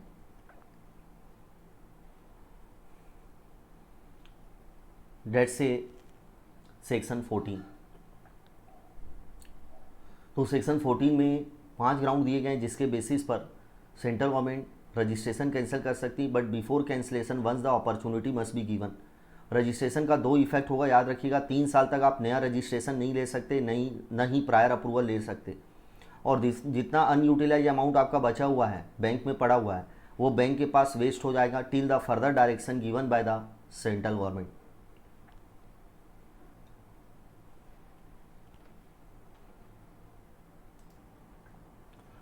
कैंसलेशन का सेकेंड इफेक्ट क्या होगा कि जैसे कि एक सपोज XYZ NPO था, नॉन प्रॉफिट ऑर्गेनाइजेशन, जो ओल्ड एज होम मेंटेन करता था, रन करता था ओल्ड एज होम। अब इसका रजिस्ट्रेशन कैंसिल हो गया है तो इसकी जो एक्टिविटी है ना वो अब ना, क्योंकि अभी भी ओल्ड एज होम तो चल रहा है, तो उसकी एक्टिविटी अब कौन मैनेज करेगी? अथॉरिटी, सेंट्रल गवर्नमेंट एक अथॉरिटी प्रेस्क्राइब करेगी, वो मैनेज करेगी उसके अफेयर को, उस एनपीओ के अफेयर्स को। और एक्टिविटी मैनेज करने के लिए पैसे की ज़रूरत रहेगी, खर्चे के लिए, तो जो एसेट क्रिएट हुई होगी उसको बेचकर वो मैनेज करेगी अथॉरिटी सेंट्रल गवर्नमेंट की इसकी एक्टिविटी को। यानी कि सेंट्रल गवर्नमेंट की अथॉरिटी अब उस एनपीओ को रन करेगी, और जैसे ही वो पर्सन वापस रजिस्टर्ड हो जाता है 3 साल के बाद तो उसको वापस हैंड ओवर कर दिया जाएगा। तो इसी के बारे में सेक्शन 15 में लॉ दिया गया है, एनी फॉरेन कॉन्ट्रीब्यूशन और any asset created out of such contribution shall vest in the authority as specified by the central government. मतलब जो भी फॉरेन कॉन्ट्रीब्यूशन से एसेट क्रिएट हुई थी वो सभी अथॉरिटी के पास चले जाएगी। The authority may manage the asset of person for such period as directed by, अब अथॉरिटी मैनेज करेगी। Authority may dispose of any asset created out of foreign if fund are not available for managing the activity. मतलब वो जो foreign contribution से जो भी asset create हुई होगी उसको बेचकर मैनेज करेगी। The authority shall return the foreign contribution and asset to the concern person if subsequently get registered. तो बाद में वो पर्सन रजिस्ट्रेशन ले लेता है 3 साल के बाद तो उसको वापस हैंड ओवर कर दी जाएगी। सेक्शन 16 इंपॉर्टेंट है, renewal of certificate of registration, क्योंकि रजिस्ट्रेशन 5 साल के लिए वैलिड रहता है तो आपको रिन्यूअल करवाना पड़ेगा। जैसे ही 5 साल खत्म होंगे उससे पहले at least 6 month before expiry of registration, मतलब जैसे ही आपका 5 साल खत्म होगा उससे पहले 6 महीने पहले अप्लाई करना है, एटलीस्ट 6 मंथ पहले।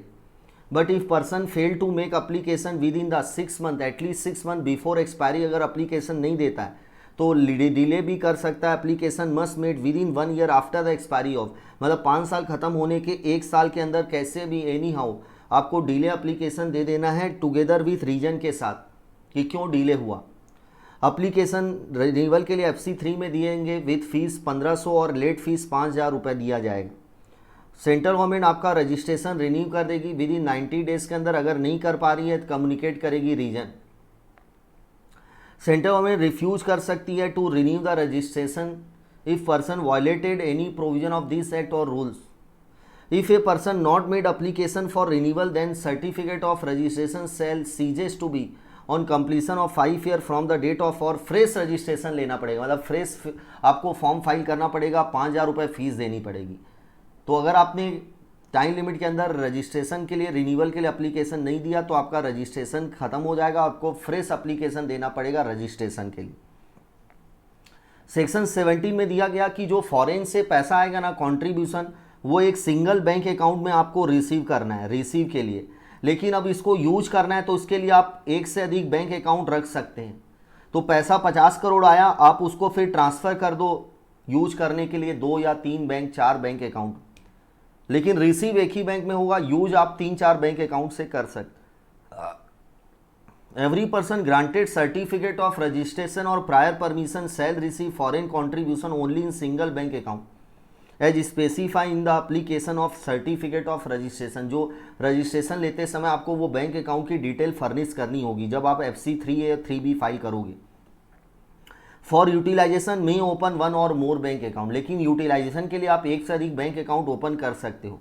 Duty of bank to report to central government within 48 hours regarding any receipt of foreign contribution and utilisation. मतलब बैंक की ड्यूटी है जैसे ही फॉरेन से कॉन्ट्रीब्यूशन रिसीव होता है बैंक रिपोर्ट करेगी सेंट्रल गवर्नमेंट को 48 आवर्स के अंदर। No fund other than foreign contribution shall be receive और deposit in the such bank account. उस बैंक अकाउंट में केवल ओनली फॉरेन से जो पैसा आएगा वही पैसा रहेगा, कोई दूसरा सोर्स से पैसा उस अकाउंट में आप रिसीव नहीं कर सकते। Section 18 intimation of foreign contribution receive. जैसे कि मेरे को फॉरेन कॉन्ट्रीब्यूशन, क्योंकि मैं रजिस्टर्ड ऑर्गेनाइजेशन हूँ तो मेरी ड्यूटी है कि मेरे को कितना फॉरेन कॉन्ट्रीब्यूशन मिला, किस सोर्स से मिला, मैंने कहाँ यूज किया, उसकी एक annual report form number FC4 में आपको फाइल करनी। साथ में बैंक स्टेटमेंट प्रूफ रहेगा कि इतना फॉरेन कॉन्ट्रीब्यूशन रिसीव हुआ है और यूज हुआ है। Every person granted certificate of registration और prior permission shall give intimation to central government और such authority as specify by central government. Intimation में क्या क्या रहेगा, अमाउंट ऑफ फॉरेन कितना मिला, source, manner in which receive, purpose for utilise and manner in which such foreign contribution was utilise. Along with intimation copy of statement of bank containing the particular of foreign contribution receive duly certified by the officer of bank. Bank statement की copy भी attach करेंगे और submit है वो intimation annual report के रूप में file होगी इन द फॉर्म नंबर FC4 में with in 9 month of closing of financial year duly certified by the CA showing therein foreign contribution received in the bank account and other detail। तो एक annual report file करनी है FC4 में जिसमें CA certify करेगा कितना foreign contribution receive हुआ है और अदर डिटेल। सेक्शन 19 जो भी रजिस्टर्ड पर्सन है या फिर जिसने प्रायर अप्रूवल ली है उसको एक separate books of account maintain करनी है ऑफ फॉरेन कॉन्ट्रीब्यूशन रिसीव और उसके यूज के लिए अलग से, जिसमें इंडियन पैसा जो यूज हो रहा है उससे मतलब नहीं है, फॉरेन से जितना पैसा आया और फॉरेन का पैसा जितना यूज हुआ उसके लिए separate books of account maintain करना है। Next audit of account section 20। Central government order दे सकती है ऑडिट के लिए अगर कोई पर्सन इंटीमेशन नहीं देता सेंट्रल गवर्नमेंट, या इंटीमेशन देता है बट वो एज पर कंप्लीट नहीं है, एज पर लॉ नहीं है, या इंस्पेक्शन करने के बाद इंटीमेशन दिया उसने लेकिन सेंट्रल गवर्नमेंट को लगता है कि प्रोविजन का कॉन्ट्रावेंशन हो रहा है, सामने वाला पर्सन इस एक्ट का कॉन्ट्रावेंशन कर रहा है, तो सेंट्रल गवर्नमेंट अथोराइज करेगी एनी ऑफ फॉलोइंग पर्सन को to conduct the audit. A gazetted officer holding the group A post under the central government, मतलब सेंट्रल गवर्नमेंट का ऑफिसर जो ग्रुप ए पोस्ट में हेल्ड किया ऑफिस, या any other officer authority और organisation as the central government think fit. Such officer shall have right to enter in the premises at a reasonable hour before the sun set but after the sun rise for auditing the accounts books and any information obtained from the audit shall kept confidential except for the purpose। मतलब जो भी information audit के दौरान उस inspecting officer को मिलेगी वो केवल इस एक्ट के पर्पज के लिए यूज करेगा वो कॉन्फिडेंशियल रखेगा उस इंफॉर्मेशन को। दैट से section 20। Section 22 disposal of asset created out of foreign contribution. एक नॉन प्रॉफिट ऑर्गेनाइजेशन थी, वो फॉरेन कंट्रीब्यूशन रिसीव की थी, उससे एसेट क्रिएट की गई थी। अब वो एनपीओ क्या हो गई, सीजेस टू एग्जिस्ट हो गई, मतलब वो एक तरह से डिफंक्ट हो गई, बंद हो गई है, डॉर्मेंट हो गई है, कोई एक्टिविटी नहीं कर रही है। तो उस एनपीओ की जो एसेट क्रिएट हुई है ना अभी तक, आज तक 10 साल हो गए उस एनपीओ को रजिस्टर्ड हुए, उस नॉन प्रॉफिट ऑर्गेनाइजेशन की एसेट को डिस्पोज ऑफ किया जाएगा एज पर लॉ, जिस लॉ में वो रजिस्टर्ड, लाइक वो कंपनीज एक्ट में रजिस्टर्ड है तो कंपनीज एक्ट में जो प्रोविजन होंगे वाइंडिंग अप के वो अप्लाई होंगे। और अगर वो किसी लॉ में रजिस्टर्ड नहीं है वो ऑर्गेनाइजेशन, देन उसकी एसेट को डिस्पोज ऑफ किया जाएगा as per the by the authority prescribe by the central government. तो लॉ देखते हैं, a person who has permitted to receive foreign contribution has become defunct और सीजेस टू एग्जिस्ट, मतलब वो एक्टिव नहीं है, अब वो इनएक्टिव हो गई है। Then all the asset of such person is dispose of as per the law under which the such person is registered, and in case of absence of any such law, such assets is disposed of by the authority specified by the central government। तो एक miscellaneous provision है, not very important. Next section very very important है, section 29, 30 and 31 adjudication and confiscation of the article currency और security. Article currency and security मतलब अगर किसी भी person ने फॉरेन कंट्रीब्यूशन रिसीव किया है article currency security in contravention से, इस एक्ट का कॉन्ट्रावेंशन करके किया है, तो फर्स्ट ऑफ ऑल अथॉरिटी जो है वो उस आर्टिकल करेंसी को सीज कर लेगी। सीज करने के बाद उसके अगेंस्ट में कोर्ट में कंप्लेन जाएगी अथॉरिटी के पास। अथॉरिटी डिसाइड करेगी कि वाकई में उस ऑफेंस हुआ है कि नहीं। अगर हुआ है तो जो आर्टिकल करेंसी सिक्योरिटी इन्वॉल्व है उसको कॉन्फिस्केट कर दिया जाएगा, मतलब वो सेंट्रल गवर्नमेंट की प्रॉपर्टी सेंट्रल गवर्नमेंट के पास ट्रांसफ़र हो जाएगी वो आर्टिकल करेंसी और सिक्योरिटी। तो section 28 provide that any article currency security which are seize shall be liable to confiscation. जो भी आर्टिकल करेंसी सिक्योरिटी सीज की गई है अथॉरिटी के द्वारा वो लायबल रहेगी कॉन्फिस्केशन के लिए। अब कॉन्फिस्केशन का ऑर्डर कौन पास करेगा? The following adjudicating authority shall adjudicate whether the article currency security are liable to confiscate और not before any such order opportunity shall be given.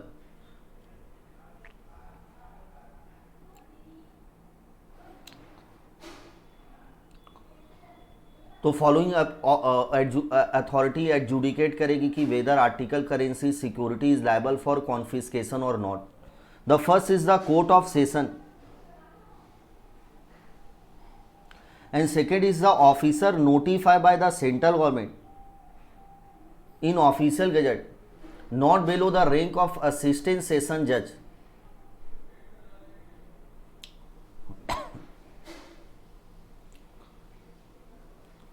तो there is two adjudicating authority who adjudicate the confiscation. The first is the court of session, उस area की court of session, session court in वो jurisdiction the article currency security was seize. और second is the officer notified by the central government who is not below the rank of the assistant session जज, जो assistant session जज से बेलो rank का नहीं होना चाहिए। अगर value of article currency up to 10 lakh rupees है, अगर जो वैल्यू है market value article currency security seize की गई है उसकी वैल्यू अगर अप टू 10 लाख है, देन कॉन्फिस्केशन का एडजुडिकेशन किया जाएगा officer of central government not below the rank of the assistant session जज and without limit, without any monetary limit the confiscation order shall be passed by the court of session। इनके order के against में अपन appeal file कर सकते हैं अगर कोई person court of session के ऑर्डर से सेटिस्फाई नहीं है। If any person is not satisfy with the order of the court of session he can file the appeal before the high court.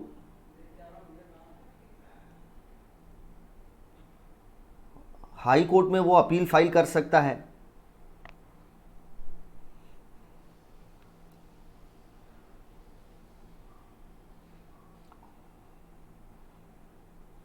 तो if any person is not satisfied with the order of the adjudicating authority being court of session, then appeal can be filed before the high court. And if any person is not satisfied with the order of the officer notified by the central government, तो उसके order के against में appeal file की जा सकती है session court के पास। Session court के पास अपील फाइल की जा सकती है कोर्ट ऑफ सेशन के पास। तो याद रखिएगा, अगर सेशन कोर्ट ने एडजुडिकेशन किया है तो उसके ऑर्डर के अगेंस्ट में हाई कोर्ट, और अगर एडजुडिकेशन का ऑर्डर पास किया गया है officer notify by central government, तो उसके ऑर्डर के अगेंस्ट में सेशन कोर्ट में अपील फाइल की जा सकती है। And time limit for appeal is the within 1 month from the date of order receive, and extension maximum 1 month का हो सकता है if sufficient cause is shown. तो अपील 1 महीने के अंदर फाइल होगी और एक्सटेंशन मैक्सिमम 1 महीने का हो सकता है if sufficient cause is shown. तो फाइनली देखिए, अगर आपने कॉन्ट्रावेंशन से foreign currency foreign contribution receive किया है तो आपके अगेंस्ट में आपकी करेंसी को सीज कर लिया जाएगा और फिर एडजुडिकेशन होगा। एडजुडिकेशन कौन करेगा? या तो सेशन कोर्ट या any officer not below the rank of the assistant session जज, अगर value of article currency up to 10 lakh है। और अगर आप उनके ऑर्डर से सेटिस्फाई नहीं है तो आप अपील फाइल कर सकते हैं। अगर सेशन कोर्ट है तो उसके ऑर्डर के अगेंस्ट में अपन हाई कोर्ट में जाएंगे, और officer not below the rank of assistant session जज, तो इस केस में उसके ऑर्डर के अगेंस्ट में अपन सेशन कोर्ट में अपील फाइल करेंगे। Time limit within 1 month, extension maximum 1 month का। Next provision is the appeal to high court.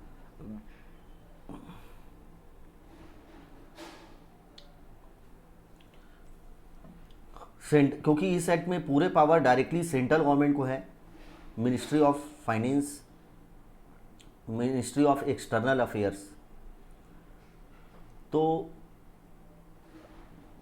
Central government like registration grant करेगी, फॉरेन हॉस्पिटलिटी के लिए परमिशन देगी, सेंट्रल गवर्नमेंट रिफ्यूज कर सकती है रजिस्ट्रेशन ग्रांट करने से, सेंट्रल गवर्नमेंट आपको रजिस्ट्रेशन को कैंसिल कर सकती है,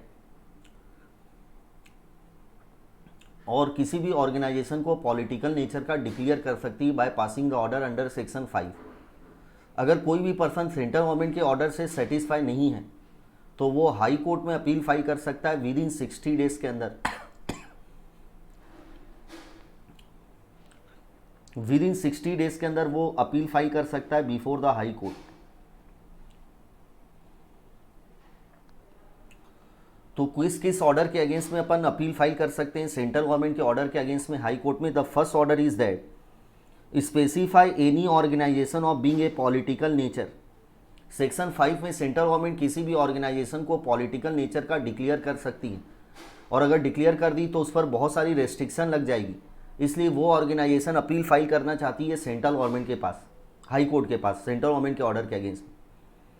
सेकेंड है रिफ्यूज टू ग्रांट परमिशन और receive for receiving foreign hospitality.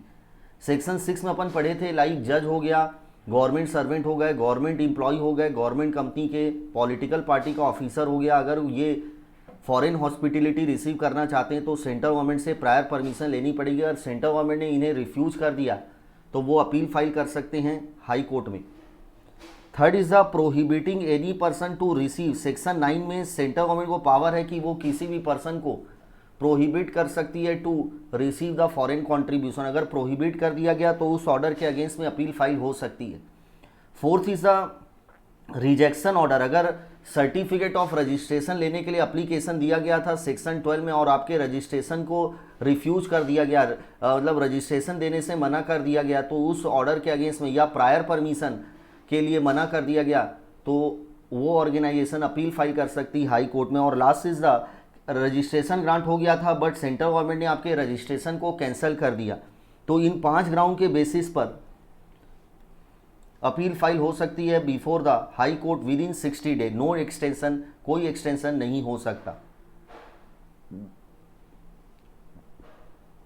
Next section 32 में revision of order of central government, क्योंकि पूरे ऑर्डर यहां पर सेंट्रल गवर्नमेंट पास करेगा, जो भी ऑर्डर है परमिशन का, रजिस्ट्रेशन ग्रांट करने का, वो अपने ऑर्डर को खुद रिवाइज कर सकती है।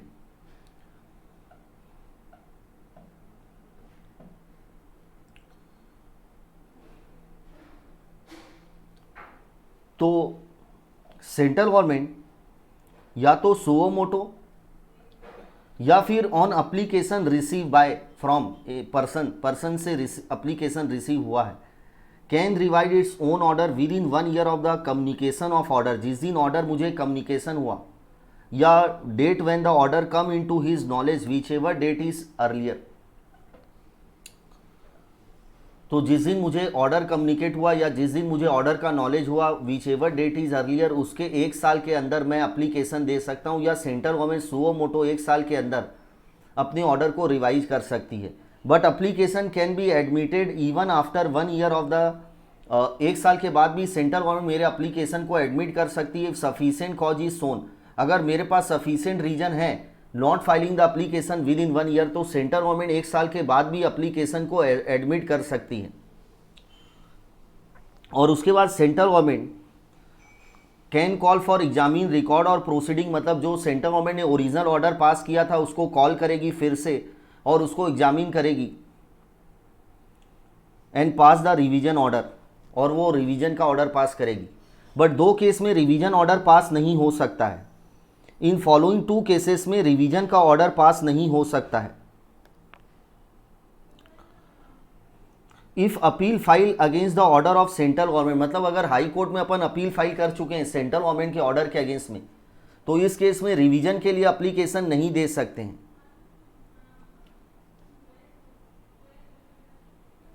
And second is the applicant has not waive the right of appeal and time limit of appeal has not been expire, मतलब अपील का टाइम लिमिट जैसे फॉर एग्जांपल 60 डेज था, अपीलेंट ने अभी तक अपने राइट को वेव भी नहीं किया है, उसने अपील भी फाइल नहीं की और टाइम लिमिट एक्सपायर नहीं हुआ, इसका मतलब अभी भी वो चाहे तो अपील फाइल कर सकता है क्योंकि टाइम लिमिट एक्सपायर नहीं हुई है। जो तो जब तक टाइम लिमिट एक्सपायर नहीं होगी अपील की, फॉर एग्जांपल 60 डेज, अपील की टाइम लिमिट कितनी होती है 60 डेज हाई कोर्ट के पास सेंट्रल गवर्नमेंट के ऑर्डर के अगेंस्ट में, तो जब तक 60 डेज के अंदर या तो अपील फाइल हो गई है या फिर अगर 60 डे अभी एक्सपायर नहीं हुए हैं, भले ही अपील फाइल नहीं हुई है, आप रिवीजन के लिए एप्लीकेशन नहीं दे सकते हैं।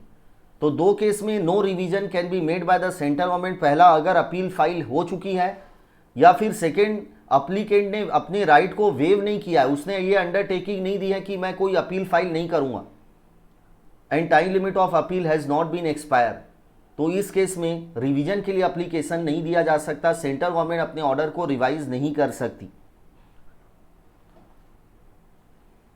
नेक्स्ट पेनल्टी के प्रोविजन सेक्शन 33 से 38। सेक्शन 33 है, any person give false information to central government regarding use of foreign contribution और सीक रजिस्ट्रेशन और permission by means of fraud और फॉल्स रिप्रेजेंटेशन और कंसीलमेंट ऑफ फैक्ट, मतलब अगर वो सेंट्रल गवर्नमेंट से रजिस्ट्रेशन लेता है गलत इंफॉर्मेशन देकर, फॉल्स रिप्रेजेंटेशन देकर या कंसीलमेंट ऑफ फैक्ट, तो इस केस में उसके अगेंस्ट में 6 मंथ की इंप्रीजमेंट और फाइन और बोथ हो सकता है। सेक्शन 34 अपन पढ़ चुके थे, प्रोहिबिटरी ऑर्डर, कि अगर किसी भी पर्सन को सेंट्रल गवर्नमेंट ने प्रोहिबिशन लगाया है कि आप फॉरेन कंट्रीब्यूशन को यूज़ नहीं कर सकते क्योंकि आपने कॉन्ट्रावेंशन से रिसीव किया है, फिर भी वो सेंट्रल गवर्नमेंट के ऑर्डर का कंप्लायंस नहीं करता है, तो उसके अगेंस्ट में पनिशमेंट अट्रैक्ट हो सकती है सेक्शन 34 में। और पनिशमेंट देखिए यहाँ पर दिया हुआ है, इम्प्रीजमेंट 3 ईयर और फाइन और बोथ, और एडिशनल फाइन लग सकता है market value of article, currency and security, तो 3 साल की जेल और फाइन और both plus equivalent value of market value of currency security.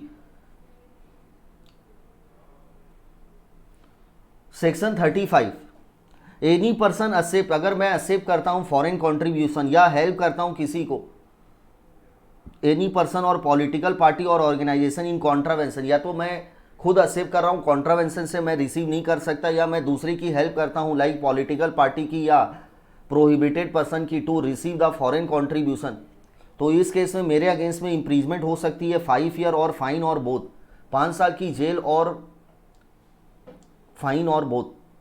Next section 36, additional fine लग सकता है where the article currency security is not available for confiscation, क्योंकि आपने यूज कर ली है वो कॉन्फिस्केशन के लिए अवेलेबल नहीं है। आपने फॉरेन कॉन्ट्रीब्यूशन कॉन्ट्रावेंशन से रिसीव किया और उसको यूज भी कर दिया, दैट मीन्स अब वो अवेलेबल नहीं है कॉन्फिस्केशन के लिए। तो इस केस में 5 times of value of article currency security और 1000 विच एवर इज हायर, इतना एडिशनल फाइन लगेगा। 5 times of the article currency security involve और 1000 whichever is higher. Section 37, general penalty where no separate, मतलब कोई भी इस act का contravention करते हैं जिसके लिए कोई स्पेसिफिक पेनल्टी नहीं दी गई है, जर्नल पेनल्टी 1 ईयर इम्प्रीजमेंट और फाइन और बोथ हो सकता है। And section 38, if any person is convicted under section 35, मतलब वो फॉरेन कॉन्ट्रीब्यूशन रिसीव कर रहा है या किसी को हेल्प कर रहा है इन कॉन्ट्रावेंशन ऑफ दिस एक्ट, या सेक्शन 37 मतलब वो जर्नल कॉन्ट्रावेंशन कर रहा है, रिपीट अगेन कॉन्विक्टेड, फिर से वो रिपीटेड डिफॉल्ट कर रहा है,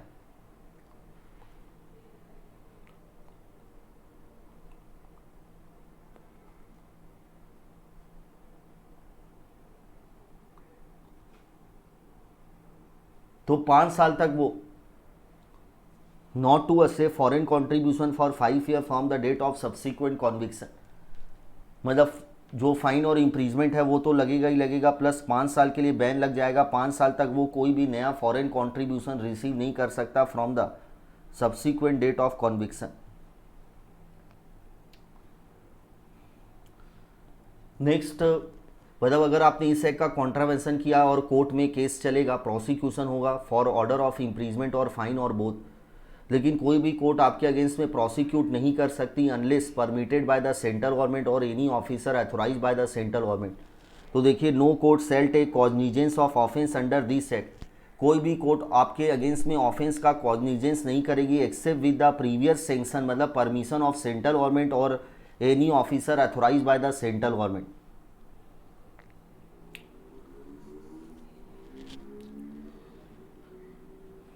तो कोर्ट में देखिए, इस एक्ट में अगर ऑफेंस हुआ है तो कोर्ट तभी प्रोसिक्यूट करेगी जब सेंट्रल गवर्नमेंट परमिट करेगी या any officer authorise by the central government.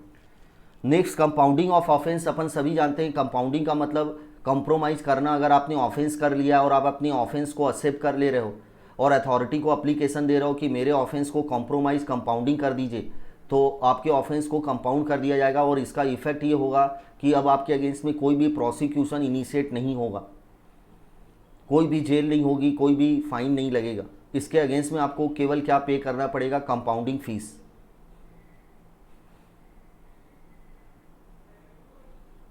Any offence punishable under this act can be compounded before, underline करिए, ये बहुत इंपॉर्टेंट लाइन है, before institution of prosecution. Her act में, लाइक आप फेमा में पढ़ेंगे, सेबी एक्ट में पढ़ेंगे, कंपनीज एक्ट में पढ़ेंगे, हर एक्ट में जो कंपाउंडिंग के प्रोविजन होते हैं उसमें अपन कंपाउंडिंग के लिए एप्लीकेशन कभी भी दे सकते हैं, even before institution of prosecution और आफ्टर इंस्टीट्यूशन ऑफ प्रोसिक्यूशन। बस बट एफसीआरए एक्ट एक ऐसा एक्ट है जिसमें कंपाउंडिंग के लिए एप्लीकेशन केवल बिफोर इंस्टीट्यूशन ऑफ प्रोसिक्यूशन ही दिया जा सकता है। इसका मतलब एक बार प्रोसिक्यूशन स्टार्ट हो गया तो फिर no application can be made for compounding of offence, तो फिर कोई एप्लीकेशन नहीं दिया जा सकता कंपाउंडिंग के लिए। तो कंपाउंडिंग के लिए एप्लीकेशन कब दिया जा सकता है, बिफोर, मतलब कोर्ट में अभी केस स्टार्ट नहीं हुआ है, कोर्ट में कंप्लेन नहीं गई है, उससे पहले आप एप्लीकेशन दे सकते हैं। एप्लीकेशन प्रिस्क्राइब फॉर्म में दी जाएगी, प्रिस्क्राइब फीस के साथ। किसको देंगे, compounding authority, central government specify करेगी, to the authority specify by the central government. और अगर कंपाउंडिंग, अगर ऑफेंस रिलेटेड है non filing of return intimation आपने नहीं दिया, इससे रिलेटेड ऑफेंस हुआ है, तो इस केस में कंपाउंडिंग अथॉरिटी आपको डायरेक्शन देगी, ऑर्डर देगी कि आप जितने भी रिटर्न फाइल नहीं हुए हैं, कि इंटीमेशन आपने नहीं दिया, वो सभी आप फाइल करो सेंट्रल गवर्नमेंट के पास। द ऑफिसर, जो कंपाउंडिंग अथॉरिटी रहेगा, may direct the offender to file the return document within the time specify in the order. तो अगर आपने ऐसा ऑफेंस किया, फॉर एग्जांपल आपने रिटर्न फाइल नहीं किया या आपने फॉरेन कंट्रीब्यूशन रिसीव किया था, उसकी इंटीमेशन नहीं दी है, तो ऑफेंडर को अथॉरिटी ऑर्डर देगी कि आप ये सभी रिटर्न फाइल करो within the time specify in the order. दो केस में कंपाउंडिंग नहीं हो सकता।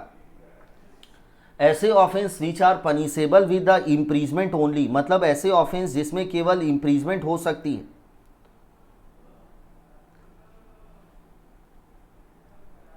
ऐसे offence which are punishable with the imprisonment only, केवल इम्प्रीजमेंट होगी, यानी वो बहुत सीरियस ऑफेंस है, देयरफॉर कंपाउंडिंग नहीं हो सकती। और सेकेंड केस है, if the same offence committed within the period of 3 year and compounded earlier, मतलब अगर आपने आज ऑफेंस किया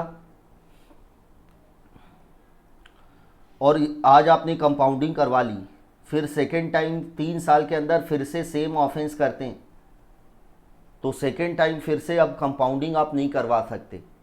लेकिन 3 साल से अगर अधिक हो गया है तो फिर compounding is possible.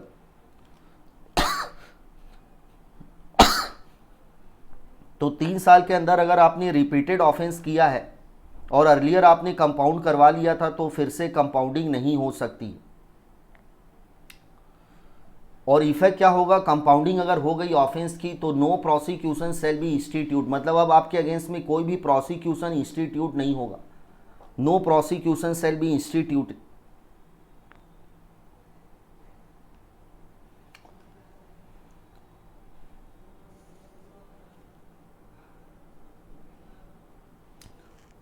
Next section is the section 50, power of central government to exempt from the provision of this act in certain cases, मतलब सेंट्रल गवर्नमेंट को पावर है कि वो नोटिफिकेशन कर इशू करके किसी भी पर्सन को, ऑर्गेनाइजेशन को एग्जम्पशन दे सकती है from the applicability of provision of this act. ये प्रोविजन, इस एक्ट के प्रोविजन अप्लाई नहीं होंगे या अप्लाई होंगे कुछ मॉडिफिकेशन के साथ अप्लाई होंगे। Central government may exempt any person और एसोसिएशन और ऑर्गेनाइजेशन और any individual from the operation of all, यानी कि पूरे एक्ट के प्रोविजन से, या some any provision of this act, मतलब कुछ सेक्शन से, लाइक सेक्शन 10 से, 11 से, 12 से, if it is necessary in the interest of general public, यानी कि पब्लिक इंटरेस्ट में अगर जरूरी है तो। But very important second point को बॉक्स में करिएगा, no exemption shall be given to the political party और कैंडिडेट फॉर इलेक्शन। लेकिन सेंट्रल गवर्नमेंट इन 2 पर्सन को एग्जम्पशन नहीं दे सकती, किसको किसको, पॉलिटिकल पार्टी को और कैंडिडेट फॉर इलेक्शन, जो इलेक्शन के कैंडिडेट है उनको एग्जम्पशन नहीं दे सकती। Third point, central government in public interest exempt all body which has been establish under central act और state act and which require to have their account compulsory audited by the CAG from operation of all। और central government ने अभी तक किसको exempt करके रखा है, all body which has been establish under the central, मतलब स्पेशल एक्ट में अगर कोई बॉडी स्टेब्लिश हुई है, लाइक LIC हो गई, which accounts are compulsory audited by the, और जिसके अकाउंट CAG के द्वारा अकाउंट्स ऑडिटेड होते हैं, तो उन एंटिटी को एग्जम्पशन दे के रखा है इस एक्ट के प्रोविजन से। तो ऐसी एंटिटी जो सेंट्रल या स्टेट एक्ट में स्टेब्लिश हुई है, अलग से स्पेशल एक्ट में स्टेब्लिश हुई है, और whose account is required to be audited by the CAG, compulsory audit होती है, तो इस केस में उन एंटिटी को एग्जम्पशन दिया गया from the applicability of provision of all provision of this act. In last section, section 51, ये MCQ में आता है ये question 51, this act shall not apply to the any transaction, मतलब अगर इंडियन गवर्नमेंट का, अगर इंडियन गवर्नमेंट और फॉरेन गवर्नमेंट के बीच में अगर कोई ट्रांजेक्शन हो रहा है, अगर इंडियन गवर्नमेंट और फॉरेन गवर्नमेंट के बीच में अगर ट्रांजेक्शन हो रहा है, like foreign government Indian government को $5,000 US डॉलर गिफ्ट में दे रही है, तो ये प्रोविजन अप्लाई नहीं होगा। This provision act shall not apply in respect of transaction between the government of India and government of foreign country. और एक जर्नल प्रोविजन जो आप हर एक्ट में पढ़ते हैं, contravention by companies.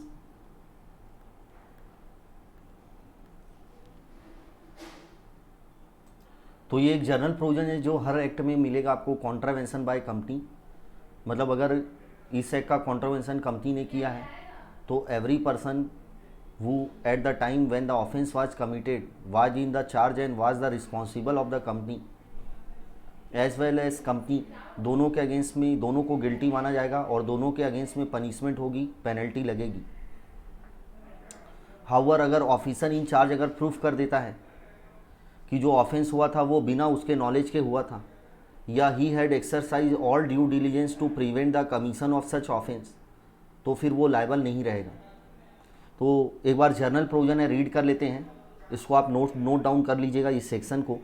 Section 39 deal with offence by the company, provide that where an offence has been committed by a company, every person who at the time of offence was committed was in the charge of and was responsible to the company for the conduct of the business of the company, as well as company shall deem to be the guilty of offence and shall be liable to be proceeded against and punished accordingly। तो company भी liable रहेगी plus उसके जो officer in charge है वो भी liable रहेंगे। However such of person shall not, मतलब such officer shall not be liable to any punishment if he proof that such offence was committed without his knowledge और he had exercise all due diligence to prevent the commission of such offence. तो अगर वो proof कर देता है कि उसने वो ऑफेंस उसके बिना नॉलेज के हुआ या उसने रीजनेबल ड्यू डिलीजेंस एक्सरसाइज किया था to prevent the commission of offence, तो वो लायबल नहीं रहेगा। Further in the case of offence has been committed by company and it is proof that offence has been committed with the consent of or convenience of or is attributable to any neglect on the part of any director, manager, secretary or other officer of company, such director, manager, secretary or other officer shall deem to be the guilty of that offence and shall be liable to proceed against and punish accordingly। तो वो director guilty माने जाएंगे और उनके against में punishment attract होगी।